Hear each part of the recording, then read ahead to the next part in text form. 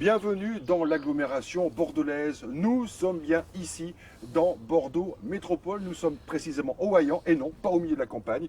Et nous allons vous parler des refuges périurbains. Un nouveau est en construction. Ça se passe ici et on y va tout de suite. Et oui, François Combat, mine de rien, nous sommes ici au beau milieu de l'agglomération bordelaise. Difficile de le croire. Et le fameux refuge périurbain en construction, il est là.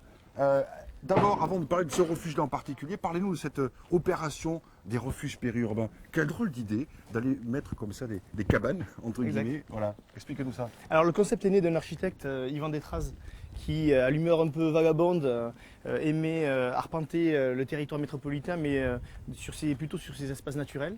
Et il a découvert des sites improbables. Et il s'est dit, Comme pourquoi celui-là, pas, par exemple. comme celui-là, Ouais. voilà, qui sort vraiment de l'ordinaire. Et il s'est dit, pourquoi pas créer des refuges et un parcours autour de la métropole qui permettrait de relier les refuges entre eux. Alors là, c'est le 9e. C'est le 9e, exactement. Le 9e refuge. Il y en a 11 au total. C'est ça. Donc on pourra faire une boucle de randonnée à travers ces... Exactement, refuge. et on pourra séjourner, donc, puisque Bordeaux Métropole propose à tout un chacun de passer une nuit dans ses œuvres D'accord.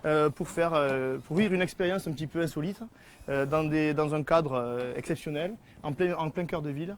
Et celui du Hayan, donc, que l'on voit aujourd'hui, devrait ouvrir ses portes au mois de juillet.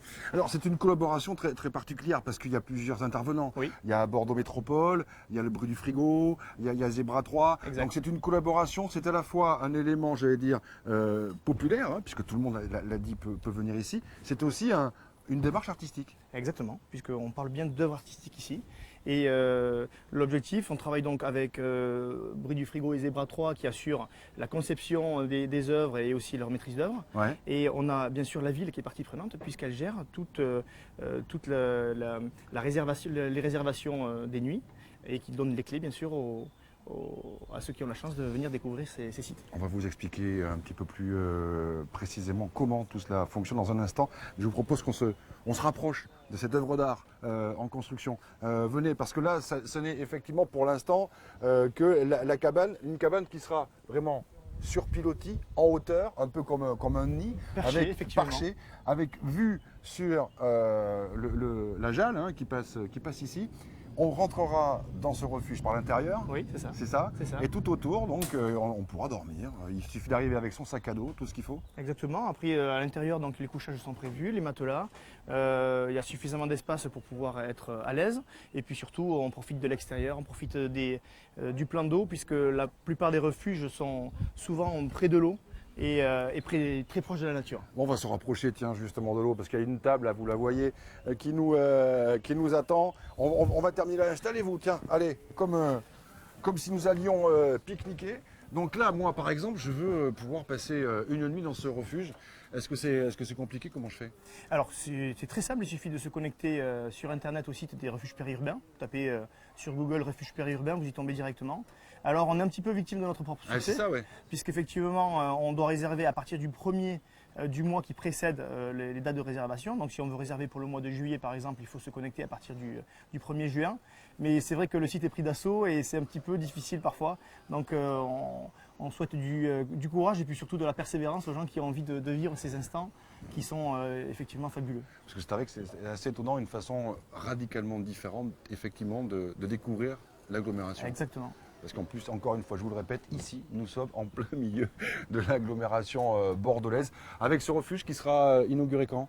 Alors il sera ouvert à partir du mois de juillet théoriquement, si tous les travaux continuent de bien avancer. Et on l'inaugurera vraisemblablement en collaboration avec celui qui ouvrira à Bordeaux, puisqu'on devrait faire une randonnée entre le refuge de Bordeaux, qui sera situé à Bordeaux-Lac, et celui-ci, donc au Hayan, de manière à vraiment créer un temps fort autour de ces deux refuges. Bon, bah, écoutez, les refuges périurbains, on continue d'en parler tout de suite. Et je suis avec Jeannette Ruggieri, ici, concrètement, au Bruit du Frigo. Rapidement, le Bruit du Frigo, qu'est-ce que c'est? Rapidement, c'est difficile, mais bon. Oh.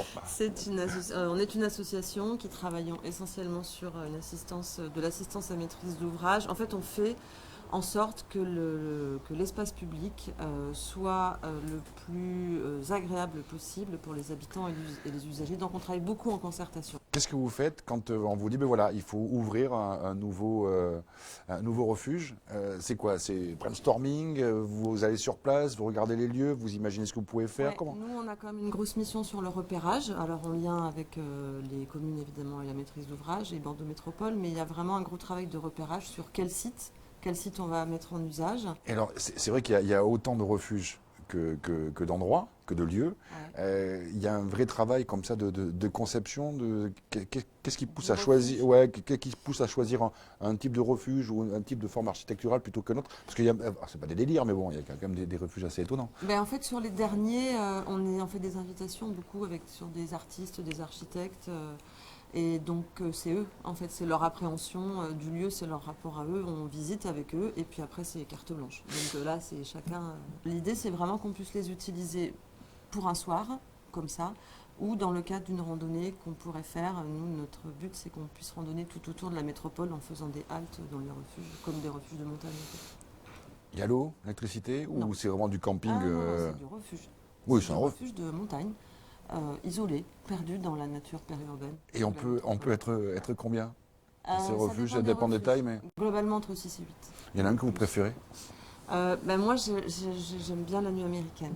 J'ai une petite affection parce que il a une vue magnifique sur Bordeaux avec cette grande baie vitrée. C'est un effet assez magique. Voilà, vous savez ce qu'il vous reste à faire. Réserver un sac à dos, un groupe de potes ou une famille, et puis on y va, direction les refuges périurbains. Merci.